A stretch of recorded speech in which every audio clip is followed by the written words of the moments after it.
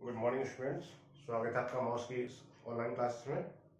हम लोग पढ़ रहे थे कल टॉर्जन मरोड़ पढ़ रहे थे और मरोड़ के हम लोगों ने लगभग थ्योरीज का पूरा पोर्शन खत्म कर दिया था। थोड़ा बहुत बच रहा है वो आज हम लोग देख लेंगे और जो भी बच रहा है न्यूमेरिकल वगैरह भी आज हम लोग देखेंगे। ठीक है, कल तक हम लोगों ने जो पढ़ा था वो नमन इसके मरोड़ के समीकरण पढ़ लिए थे। क्या था? T upon J equal to tau upon R equal to G theta upon L, ये हम लोगों ने पढ़ लिया था। दूसरा एक हम लोगों ने पढ़ा था P equal to 2 pi N T upon 64। ये दो फॉर्मूले हमारे इंपॉर्टेंट थे जो हम लोगों ने कल पढ़े थे। जो हम लोग फॉर्मूला ये वाला यूज करते हैं वो किलो वाट में भी कभी कभार यूज कर लेते हैं, वाट में भी यूज कर लेते हैं। तो किलो वाट में अगर हम लिखेंगे तो 2 pi N T upon 16,000 kilowatt आ जाएगा, किलो वाट। इसी को थोड़ा सिंप्लीफाई करके भी हम लोग यूज कर लेते हैं। 2 पाई का अगर मैं मान रख लूं तो एन टी अपॉन ये हो जाएगा टोटल ऐसे था कुछ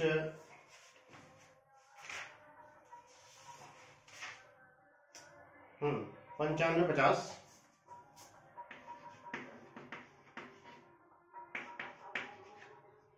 चलिए, ये छोटे छोटे फॉर्मूले कल तक हम लोगों ने देख लिए थे। ये हम लोगों ने टी यानी कि टॉर्क यानी कि मरोड़, जे ध्रुवीय जड़त्व आघूर्ण polar moment of inertia, tau मेरा कर्तन प्रतिबल, ये मेरा आर शाफ्ट की त्रिज्या, जी मेरा था कर्तन मापांक, थीटा मरोड़ कोण, एल शाफ्ट की लंबाई, एल जो था शाफ्ट की लंबाई थी। यहां तक हम लोगों ने देख लिया था। आज हम लोगों को जो देखना है ठोस शाफ्ट और हॉलो शाफ्ट जो होता है यानी कि जो खोखली शाफ्ट होती है, इन दोनों में कौन सा अच्छा होता है, कौन सा हमारा फायदेमंद होता है। तो आप हेडिंग डाल लीजिए, हेडिंग डाल लीजिए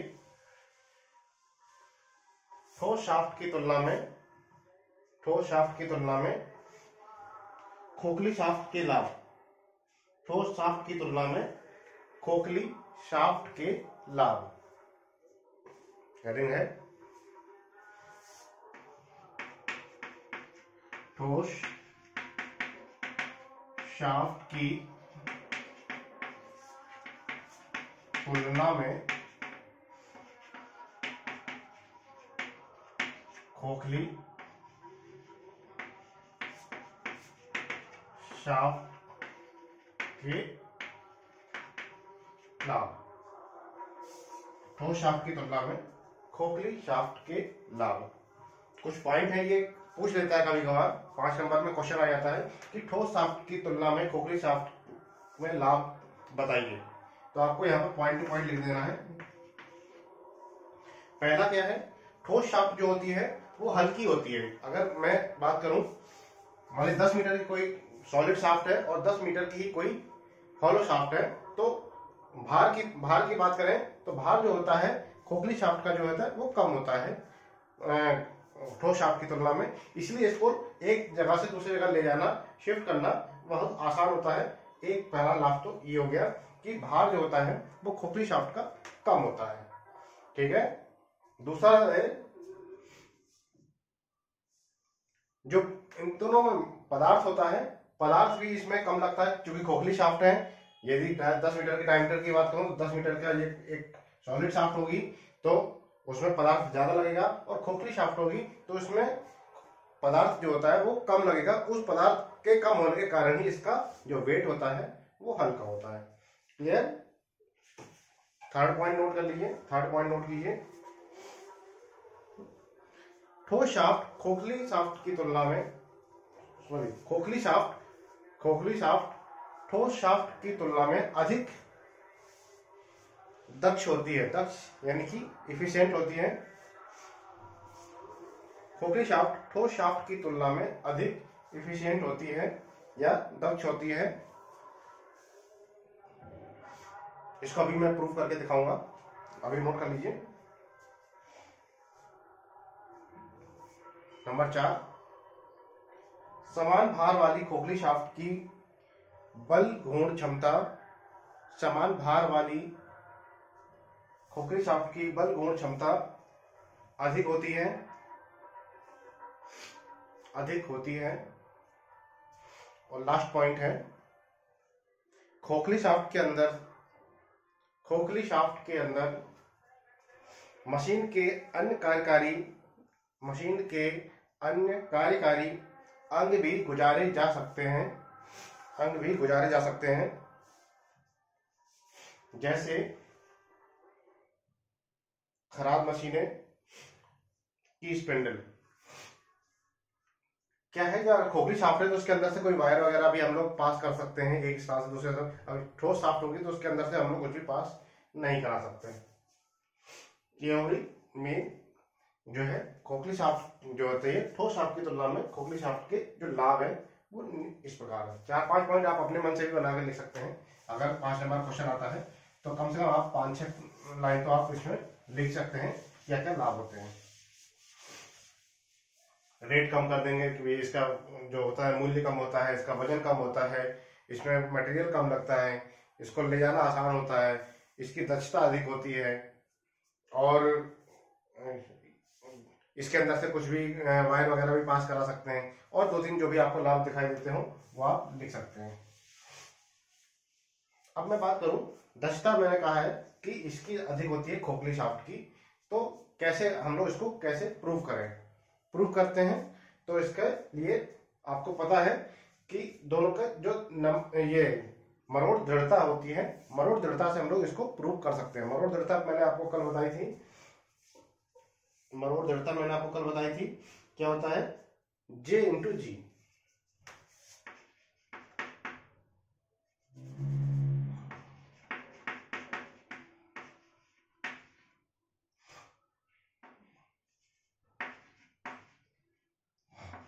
मरोड़ दृढ़ता J इंटू जी होती है। इसी से हम लोग प्रूव करके देख लेते हैं कि कैसा क्या होता है। यदि खोखली शाफ्ट और हॉलो शाफ्ट की बात करूं तो दोनों की हम लोग मरोड़ दृढ़ता निकाल लेते हैं। ठीक है, खोखली शाफ्ट और हॉलो शाफ्ट की दोनों की हम लोग क्या निकाल लेंगे, मरोड़ दृढ़ता का मान निकाल लेंगे।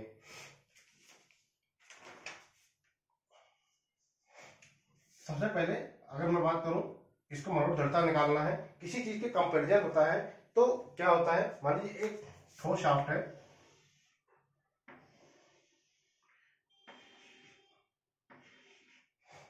एक कोई ठोस शाफ्ट है और एक खोखली शाफ्ट है, तो दोनों का जो वजन होता है वो इक्वल होना चाहिए। पहली बात, दोनों का वजन इक्वल होना चाहिए। ठीक है, दोनों का जो वॉल्यूम है, वॉल्यूम भी इक्वल होना चाहिए, यानी कि इन दोनों का जो आयतन है वो इक्वल होना चाहिए। अगर कंपेरिजन कर रहे हैं, ऐसा तो है नहीं कि आपने एक ठोस लगा दी और एक उसी लंबाई की आपने अगर वो लगा दी हॉलो शाफ्ट, तो वो तो हल्की हो जाएगी, हल्की और वो ये भारी हो जाएगी। हल्की और भारी का अंतर नहीं होना चाहिए, दोनों का वजन सेम होना चाहिए, दोनों का आयतन सेम होना चाहिए। ठीक है, अगर मैं आयतन की बात करूं तो अगर हॉलो शाफ्ट हम लोग ले रहे हैं तो इसका जो डायमीटर है वो बढ़ जाएगा थोड़ा सा, लेंथ इनकी सेम होनी चाहिए बिल्कुल।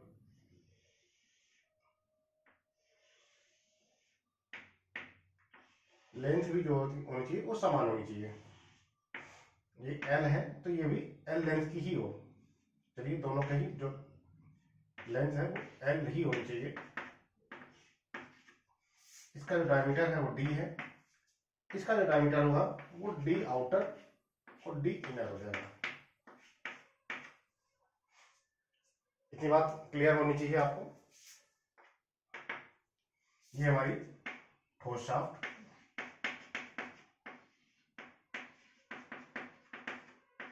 और ये हमारी खोखली शाफ्ट, खोखली शाफ्ट। तो दोनों का जो अगर वॉल्यूम सेम है तो सरफेस एरिया भी दोनों का सेम ही होना चाहिए। दोनों शाफ्ट के जो आधार है, आधार का जो क्षेत्रफल है वो इक्वल होना चाहिए। शाफ्ट के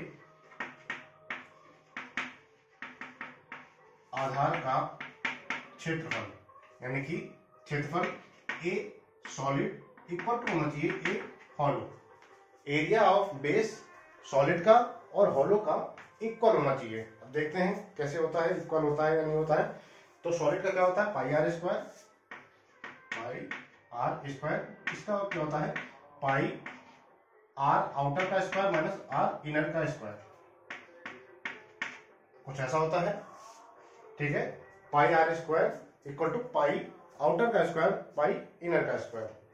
यानी कि यहां से अगर मैं आर स्क्वायर बराबर निकालना चाहूं तो ये पाई से पाई कैंसिल हो गया, आर स्क्वायर बराबर हो गया आउटर का स्क्वायर माइनस इनर का स्क्वायर। इसको कहीं साइड में नोट कर लेंगे, इसको कहीं हम लोग साइड में नोट कर लेते हैं, इसको हम लोग कहीं साइड में नोट कर लेते हैं।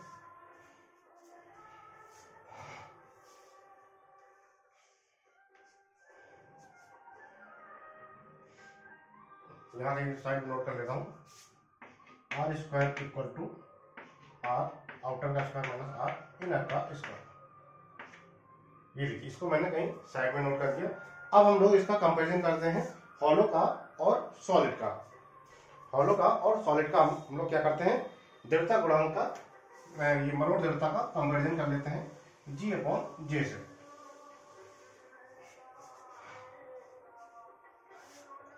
इसको हम लोग क्या नाम दिया था, मरोड़ दृढ़ता को हम लोगों ने कुछ नाम दिया था, क्या सी से नोट किया था, सी से या के से भी उसको नोट कर सकते हैं, इसको सी या के से नोट कर सकते हैं। मरोड़ दृढ़ता को सी मान लेते हैं। तो सी सॉलिड अपॉन सी हॉलो, सी सॉलिड अगर मैं इसको सी मान रहा हूं तो सी सॉलिड अपॉन सी हॉलो का अगर हम लोग कंपैरिजन करें तो कैसे करेंगे, यहां पर देखिए जे अपॉन जी की बात करूं तो जे तो दोनों में जो है वो अलग अलग होगा, लेकिन जी कॉमन होगा। तो जे सॉलिड इंटू जी अपॉन जे हॉलो इंटू जी, कुछ ऐसा होगा क्या, क्योंकि जे अलग अलग होता है। जे क्या है यहाँ पर, पोलर मोमेंट ऑफ इनर्शिया है, यानी कि पोलर मोमेंट क्या बताया था, जड़त्व आघूर्ण, क्या नाम था इसका, पोलर मोमेंट ऑफ इनर्शिया, ध्रुवीय जड़त्व आघूर्ण। हाँ, ध्रुवीय जड़त्व आघूर्ण, पोलर मोमेंट ऑफ इनर्शिया है जो दोनों का अलग अलग होगा। अगर मैं बात करूं जे सॉलिड का क्या होगा, पाई आर पावर 4 अपॉन 32। आर की मैं बात कर रहा हूं तो आर में क्या होता है, 2 आ जाएगा, पाई आर पावर 4 बाई 2। ये था पाई डी की पावर 4 अपॉन 32 हो जाएगा, और डी की पावर 4 अपॉन 32 यानी कि यहां पर हम लोग लिख सकते हैं पाई आर पावर 4 अपॉन 2। तो यहां आर के फॉर्म में है तो आर के फॉर्म में लिख लेते हैं, तो डायरेक्ट लिख ही देते हैं नाम, ये जी से जी कैंसिल हो रहा है, पाई आर पावर 4 बाई 2, यहां हो जाएगा पाई आर आउटर का स्क्वायर माइनस आर इनर का स्क्वायर बाई 2, ऐसा कुछ लिख सकते हैं। तो पाई बाई 2 से पाई बाई 2 कैंसिल हो जाएगा, यहां पे बचा आर की power 4 upon R square upon R inner का square, R outer square R inner का स्क्वायर।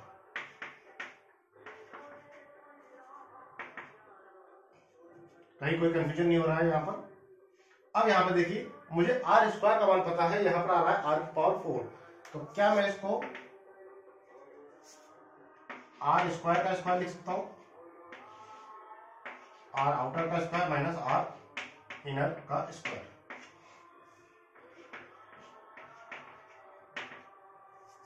आर आउटर का स्क्वायर माइनस आर इनर का स्क्वायर।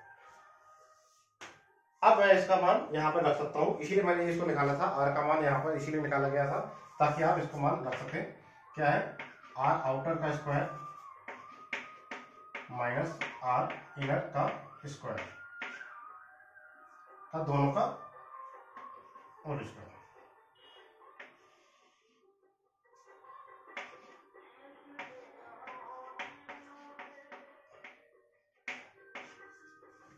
अब यहां पर देखिए जरा, एक तो यहां पर सीधे सीधे कट जाएगा,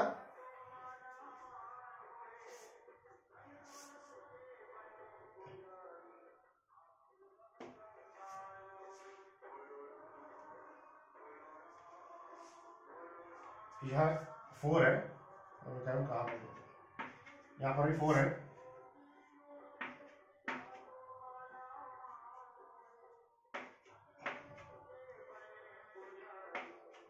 क्योंकि ये पोलर मोमेंट ऑफ इनर्शिया है, यहाँ पे r पावर 4 आएगा ना कि 2 आएगा, r power 4 minus r power 4 upon 2।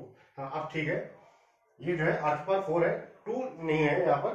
Polar moment of inertia में या जड़त्व आघूर्ण में क्या होता है, यहाँ r पावर 4 आता है। अब ऊपर से थोड़ा एक लाइन रफ कर रहा हूं ताकि नीचे से और आपको आगे बढ़ा सकूं, इसको यहीं से रफ कर दे रहा हूं।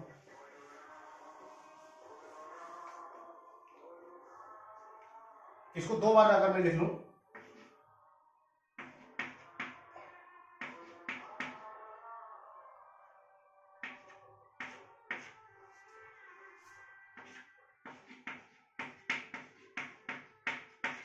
ये देखिए स्क्वायर को मैंने 2 बार लिख लिया। अब यहां पर देखिए ये जो है क्या है, a माइनस बी, तो क्या मैं इसको a प्लस बी और a माइनस बी लिख सकता हूं क्या? देखिए क्या लिखा हूं मैं,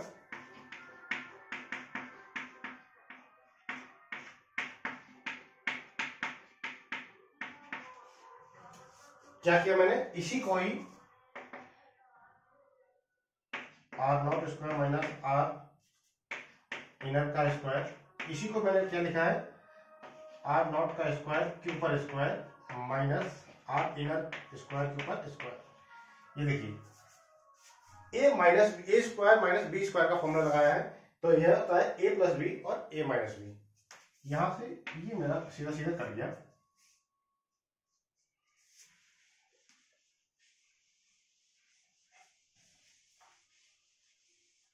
देखिए क्या बच रहा है,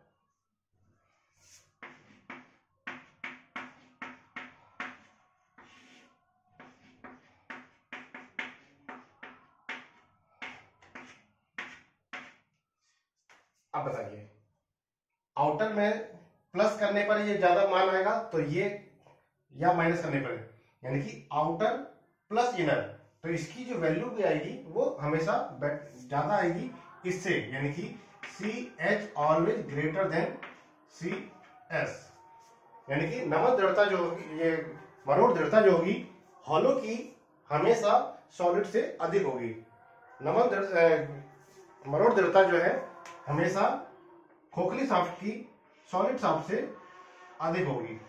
तो यही चीज मैं आपको प्रूव करके बता रहा था कि दृढ़ता जो होती है हमेशा सॉलिड शाफ्ट की ज्यादा रहती है। खैर इसको नोट कर लीजिए।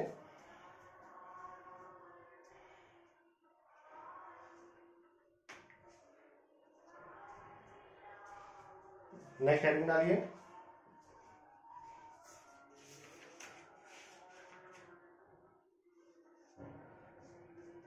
ऐसे ही आपकी भार की भी तुलना हो जाएगी, ऐसे ही हमारी किताब में दी गई है।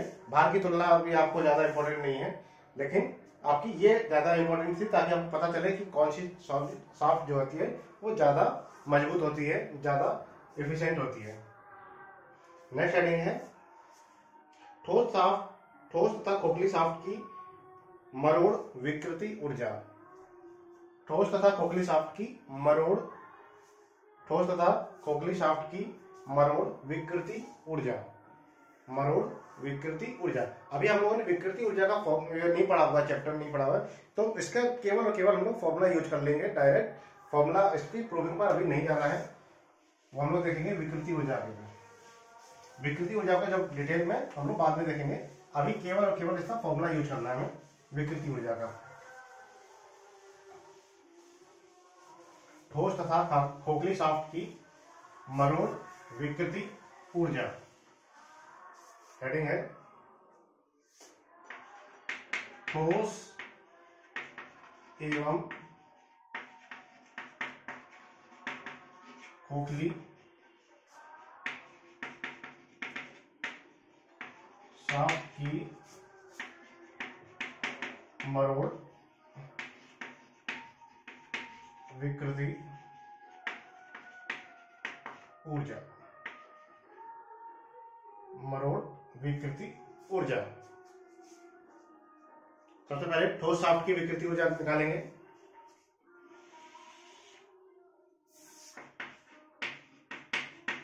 ठोस शाफ्ट की विकृति ऊर्जा, हेडिंग डाल लीजिए, ठोस शाफ्ट की विकृति ऊर्जा। ठोस शाफ्ट की विकृति ऊर्जा डायरेक्ट फॉर्मूला है U equal to 1/2 U equal to 1/2 T into theta. U यहाँ पर विकृति ऊर्जा है, T हमारा मरोड़ है, और थीटा जो है वो हमारा मरोड़ कोण है। क्लियर? इसके ऊपर आप एक आध लाइन लिख सकते हैं, माना कि ठोस शाफ्ट जो है बल गुण पर धीरे धीरे टी लगाया जा रहा है और उस टी के कारण उपजा विकृति ऊर्जा। अब कुछ नहीं करना है, बस ये फॉर्मूला याद रखना है और टी और थीटा का मान रख देना है। टी और थीटा का मान कहां से आएगा? वही P upon J equal to tau upon R equal to G theta upon L. ये फॉर्मूला हमें पता है पहले से, तो पहले इन दोनों को ले लेंगे, फिर इन दोनों को ले लेंगे, आपका टी और थीटा दोनों निकल कर आ जाएगा। तो T upon J equal to tau upon R, तो यहां से टी का जो मान आया, टी बराबर आया tau into J upon R. R ठीक है, आर को मैं अगर dy/2 ले लूं कोई दिक्कत नहीं, तो d/2 ऊपर चला गया, 2 टाउ जे अपॉन डी, 2 टाउ जे अपॉन डी। ये आ गया हमारा टी का मान। थीटा का मान निकालना है अब हमें, यहां जे का मान और रख देना है आपको, जे का मान और रख देते हैं।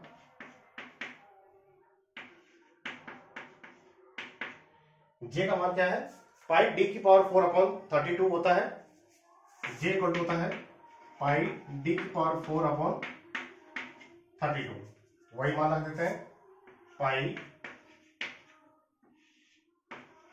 32 इंटू डी। पाई डी की पावर 4 अपॉन 32, ये मान रख दिया मैंने। ये कितना आ गया? ये 16। टी इक्वल टू आ रहा है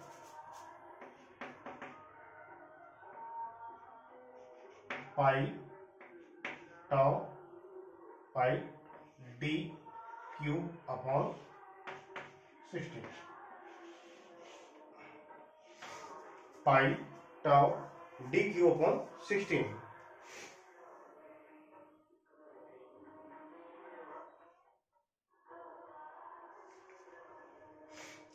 चलिए, ये हमारा टी का मान निकल गया। अब मुझे निकालना क्या है? थीटा का मान निकालना है, तो इन दोनों को इक्वल कर देंगे, हमारा थीटा का मान निकल जाएगा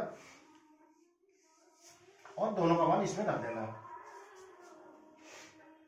क्या मान इक्वल करना है? टाउ अपॉन आर को मैं यहीं से dy/2 लिख दे रहा हूं, d/2 equal to G theta upon L. देखिए थीटा बराबर क्या आ रहा है? 2 tau L upon D into G. ठीक है, 2 tau L upon D into G, सही लिखा है, 2 tau L upon D into जी।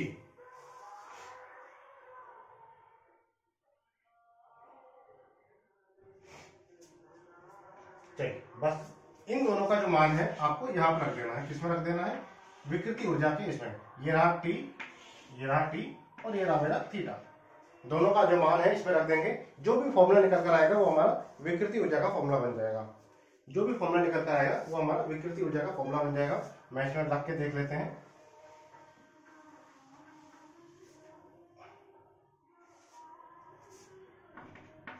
एक बटे 2 टी का मान है pi by 16 into tau D Q. अब इसका काम खत्म हो गया।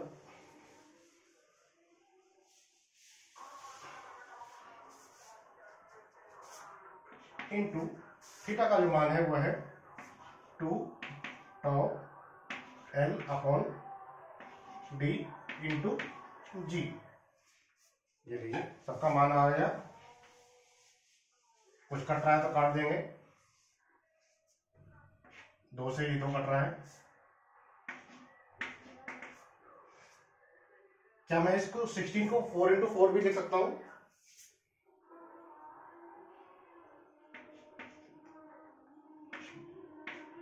स्क्वायर हो जाएगा यहाँ पर। और कुछ कट रहा है क्या? टाउ इंटू स्क्वायर हो जाएगा टाउ, ये 2 है, L upon 4 G pi by 4 to D square L. देखिए मैंने इसको थोड़ा सा सिंप्लीफाई किया है। पाई बाई 4 ये और 4 इधर आ गया तो हो गया 16। जी मेरा ज्योमेट्री में यहां आ गया, बाकी ऊपर बचा tau tau tau square, L ये 2 बार हो गया तो टाउ यहां हो जाएगा। ये पाई बाई 4 डी स्क्वायर एल, ये है आयतन, शाफ्ट का आयतन।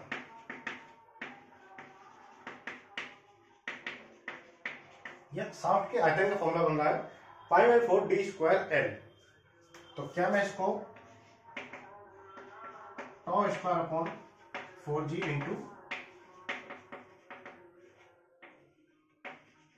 शाफ्ट का आयतन लिख सकता हूं? देख लीजिए कुछ छोटा तो नहीं है कहीं से भी। Tau square upon 4g into shaft का आयतन, ये है हमारा ठोस शाफ्ट का विकृति ऊर्जा का formula, tau square upon 4g into shaft का आयतन। तो ये हो गया हमारी ठोस शाफ्ट का विकृति ऊर्जा। ऐसे हम लोग को निकालना है खोखली शाफ्ट का। 2 पर हो जाएगा। नेक्स्ट है खोखली शाफ्ट की विकृति ऊर्जा। खोखली शाफ्ट की विकृति ऊर्जा, इसको रफ कर दे रहा हूं। फॉर्मूला यही है हमारा।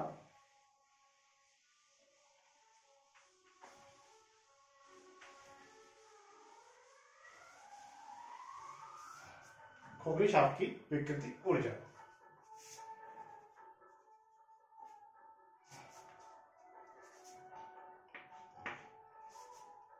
T upon J equal to tau upon are.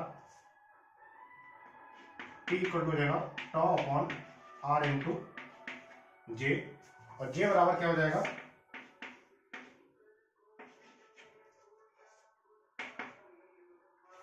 अगर मैं इसको आर के टर्म में भी लिखना चाहूं तो लिख सकता हूं पाई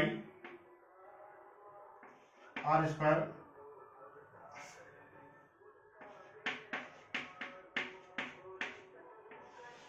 बाई 2। कुछ ऐसा होगा अगर मैं इसको आर के टर्म्स में लिखता हूं। यदि मैं इसी को 4 हो जाएगा यहां पर। यदि मैं इसको डी के टर्म में लिख रहा हूं तो डी के टर्म में क्या हो जाएगा? ये हो जाएगा डी बाई 2। डी आउटर का हो जाएगा डी आउटर बाई 2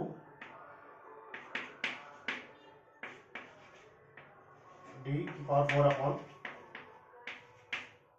अपॉन हो जाएगा 32।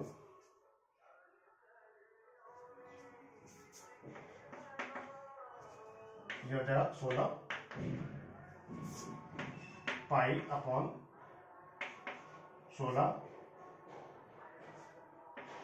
Capital 4 upon D power 4 upon.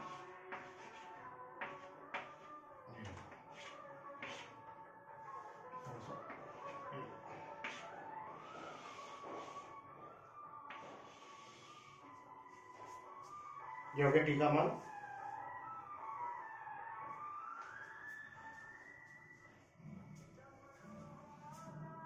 ये आ गया हमारा, टी का मान आपको यहाँ पे रखना है। अब बचा थीटा का मान, थीटा का मान और निकाल लीजिए यहीं से, जी थीटा अपॉन एल से, टाउ अपॉन आर से हमारा थीटा का मान निकल आएगा। इसका मान यहीं पर रख दे रहा हूँ कहीं पर, यहाँ पे लिख दे रहा हूँ अभी, T equal to pi D outer की पावर 4 डी इनर की पावर 4 डी आउटर स्क्वायर। ये लीजिए टी का मान लिख दिया मैंने यहाँ पर। अब हम लोग थीटा का मान निकाल लेते हैं।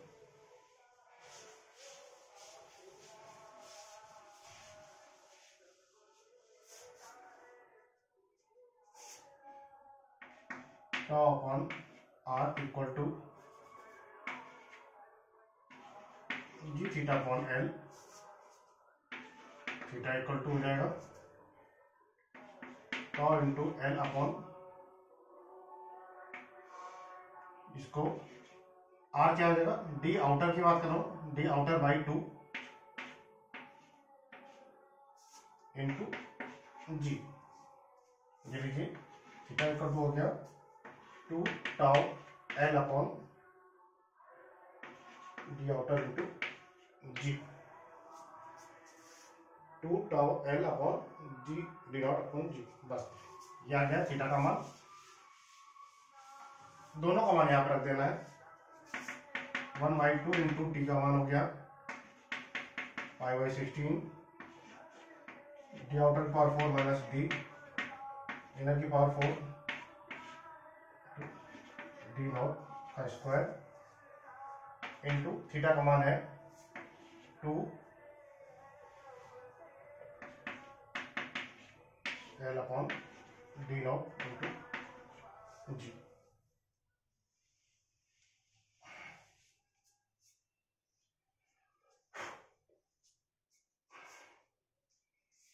कुछ कट रहा है, काट देंगे।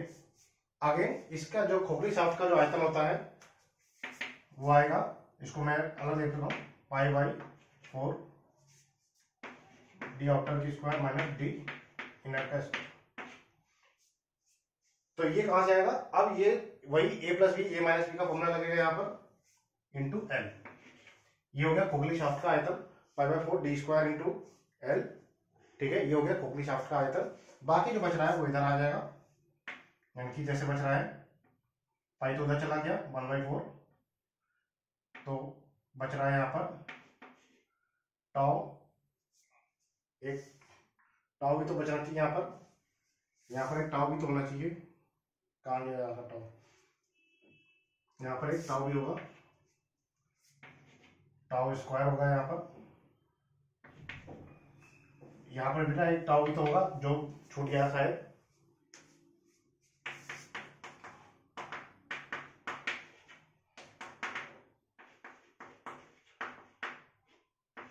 ये देखिए डी स्क्वायर, ये तो हमारा हो गया था इसका, ये टाउ वाला मेरा छूट गया था, तो ये मैंने यहाँ पर लिख दिया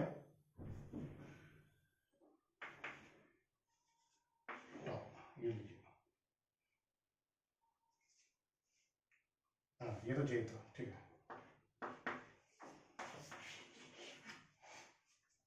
बचा क्या, यहाँ बचा डी स्क्वायर प्लस अपॉन 4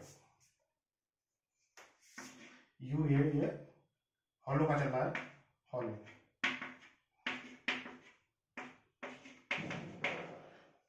ये हो जाएगा टाउ स्क्वायर अपॉन 4g,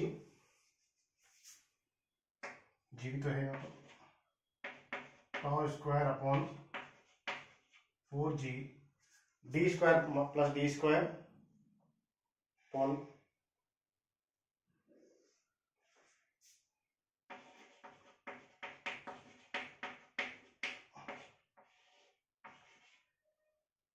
ये डी नॉट भी बच रहा है यहाँ पर इंटू शाफ्ट का आयतन।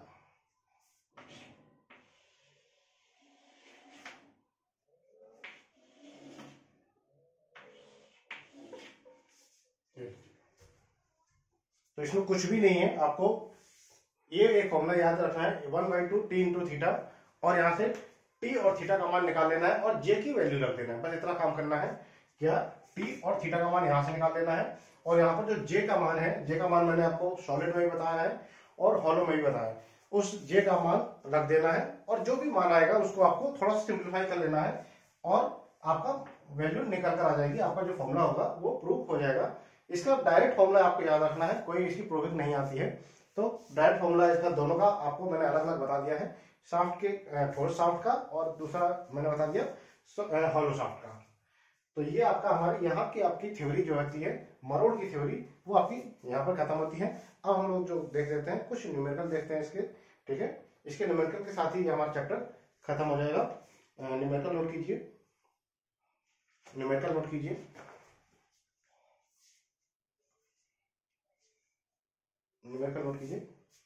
125 mm व्यास का ठोस शाफ्ट एक 125 mm व्यास का ठोस शाफ्ट 160 आरपीएम, आरपीएम क्या होता है, रिवॉल्यूशन पर मिनट, 160 आरपीएम पर 120 किलोवाट 120 किलोवाट प्रेषण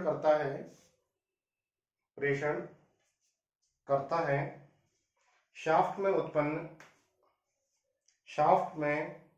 उत्पन्न अधिकतम अपरूपण प्रतिबल, यानी कि टाउ का मान पूछ रहा है, अधिकतम अपरूपण प्रतिबल ज्ञात कीजिए, अपरूपण प्रतिबल ज्ञात कीजिए 7.5 मीटर लंबाई में, यानी कि एल का मान भी दे दिया, 7.5 मीटर लंबाई में ऐंठन कोण भी ज्ञात कीजिए, ऐंठन कोण भी ज्ञात कीजिए, दृढ़ता गुणांक कर्तन मापांक को हम लोग दृढ़ता गुणांक कहते हैं, यानी जी का मान दिया है, दृढ़ता गुणांक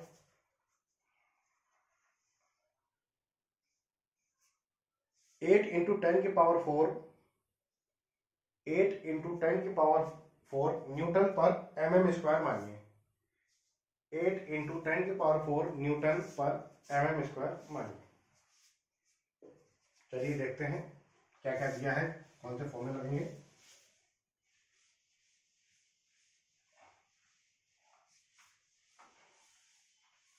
थोड़ी सी जगह की कमी की वजह से थोड़ा बहुत मिस्टेक हो जाती है, कि कहीं कोई दिक्कत आ रही हो, तो ऐसा कुछ नहीं है, आप लोग अपनी कॉपी में करेंगे तो वो दिक्कत नहीं आएगी। थोड़ी सी यहाँ पर जगह की प्रॉब्लम है, छोटा बोर्ड है, आप लोग जब करेंगे तो आपको वो दिक्कत नहीं आएगी, आप बेटर समझ पाएंगे उसको।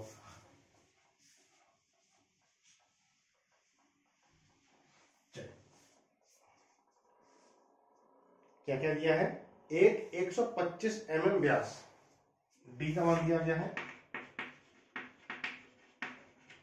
यहां पर फिर मैं आपको बता दूं, आपको फॉर्मूला यहाँ पर जो भी यूज करना बताऊंगा, आपको एक एक वैल्यू की आंसर नहीं बता सकता क्योंकि मेरे पास अभी कैलकुलेटर नहीं है, तो वो आप लोग कैलकुलेटर चेक कर लें। अगर कोई भी आपकी आंसर में कोई मिस्टेक होती है तो उसके लिए आप लोग चेक कर लें, उसके बाद इसको विश्वास करें, क्योंकि ये चीज मैं केवल आपको आंसर जो बताऊंगा वो बुक के बताऊंगा, और बुक के आंसर हो सकता है कभी कभी गलत हो जाते हैं, हो सकते हैं, तो इसमें आपको केवल और केवल मैं आपको बताऊंगा कि फॉर्मूला कैसे यूज करना है, कहां पर क्या यूज करना है, वो चीज आपको समझनी है, आपको बिल्कुल पॉइंट टू पॉइंट मैच नहीं करना है। चलिए, एक 125 ठोस शाफ्ट 160 आरपीएम पर, एन का मान दिया है 160 आरपीएम, रिवोल्यूशन पर मिनट यानी चक्कर का दिया गया है 160 आरपीएम, 120 किलोवाट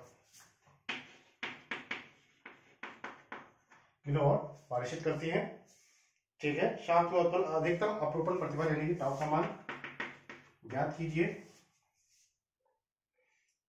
एल बराबर दिया है 7.5 मीटर,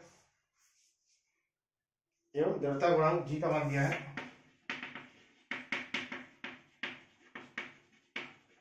ये लीजिए। फॉर्मूला क्या पता है, T upon J equal to tau upon R equal to G theta upon L.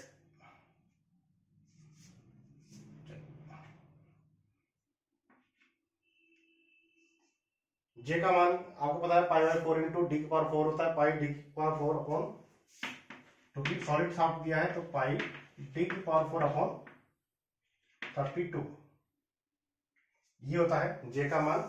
तो जे का मान आपका ये आ गया, ठीक है। P इक्वल टू होता है पाई, ये किलोवाट में दिया है तो किलोवाट वाले फॉर्मूला लगाते हैं, एन टी अपॉन, ये वाला फॉर्मूला लगा देते हैं क्योंकि किलोवाट में दिया है तो यहाँ भी किलोवाट में ले लेते हैं। ये देखिए P equal to N T upon 9550 kilowatt, ये वाला फॉर्मूला मैंने आपको बताया था। यहाँ से मेरा T का मान निकल आएगा क्या, T इक्वल टू देखिए क्या आ रहा है,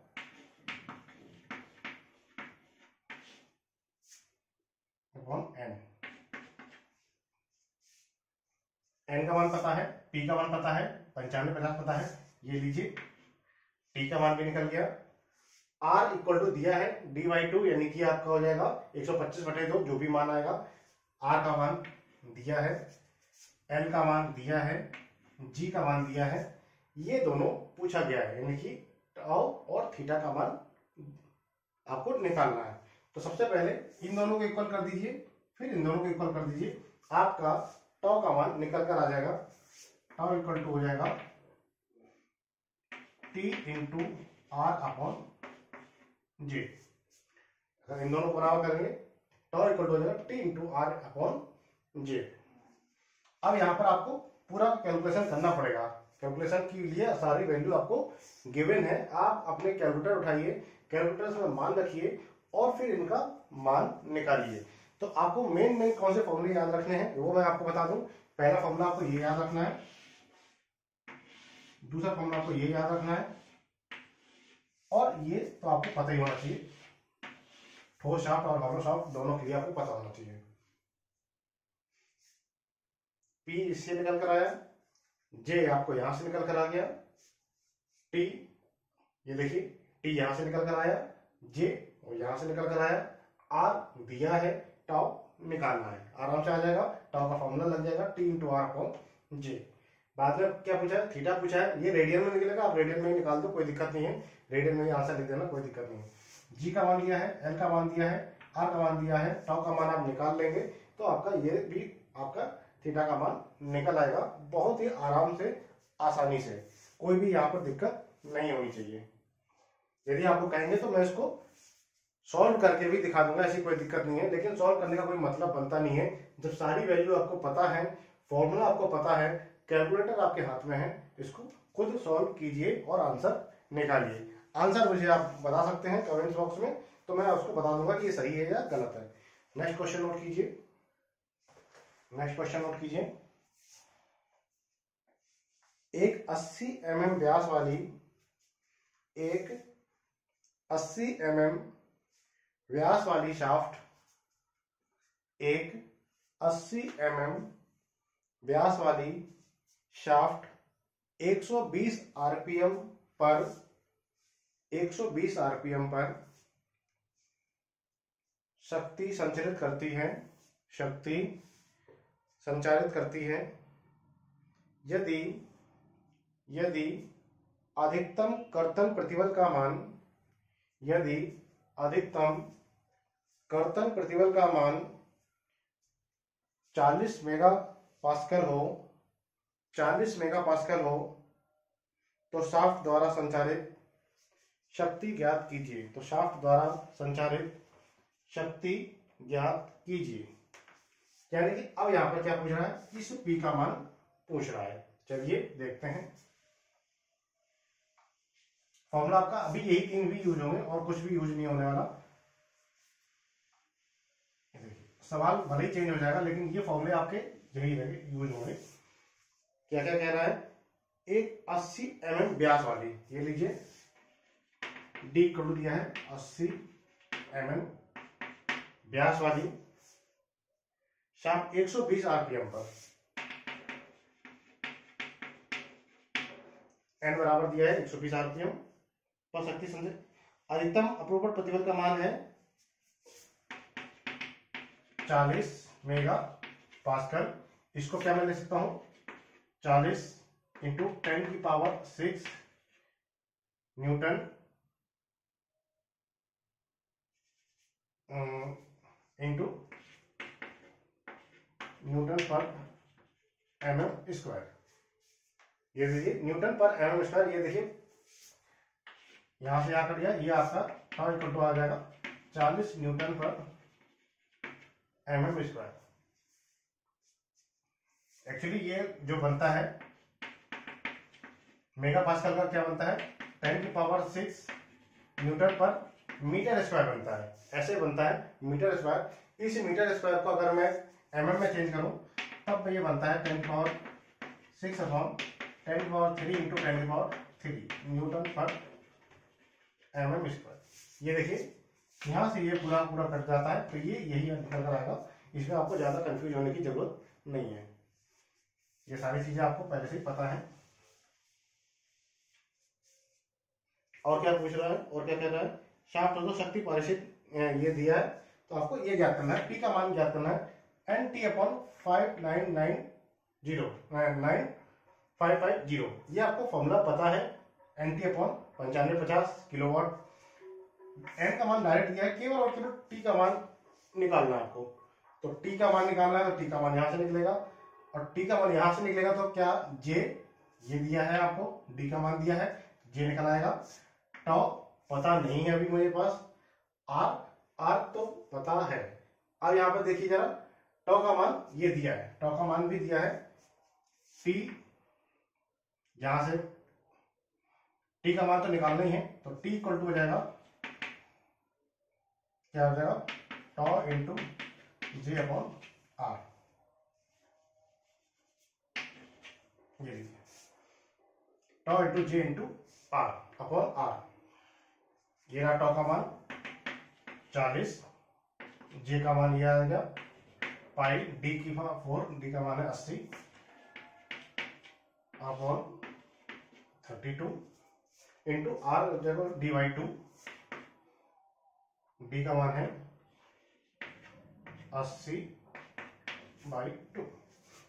देखिए टी का मान भी आ गया, एन का मान ये रहा, 9550 से आपको डिवाइड कर देना है, पी का मान निकल आएगा आराम से, बहुत ही आराम से आपका ये भी क्वेश्चन सॉल्व हो जाएगा। तो ऐसे ही क्वेश्चन आपसे पूछे जाएंगे डायरेक्ट फॉर्मूले बेस्ड पर, ज्यादा आपको घुमाएगा फिराएगा नहीं, आपको डायरेक्ट फॉर्मूले बेस्ड पर क्वेश्चन आएंगे। जब भी कोई क्वेश्चन आएगा एग्जाम के अंदर, आपको अगर ये 2-3 फॉर्मूले पता है और विकृति ऊर्जा के फॉर्मूले पता है, तो आपको कोई भी फॉर्मूला, आपको कोई भी सवाल छूटेगा नहीं, कैसा भी फंसेगा नहीं। ये सबसे ज्यादा इंपॉर्टेंट है फॉर्मूला इसमें, और इसी की प्रूविंग पूछी जाती है। 5 नंबर में इसकी प्रूविंग बहुत बार पूछी गई है, तो इसकी प्रूविंग आपको देखनी है, और इस फॉर्मूले पर बेस्ड आपको न्यूमेरिकल देखने हैं। सिंपल न्यूमेरिकल ही आपको एग्जाम में पूछे जाएंगे, ज्यादा कठिन क्वेश्चन नहीं आते हैं। इसको नोट कर लीजिए।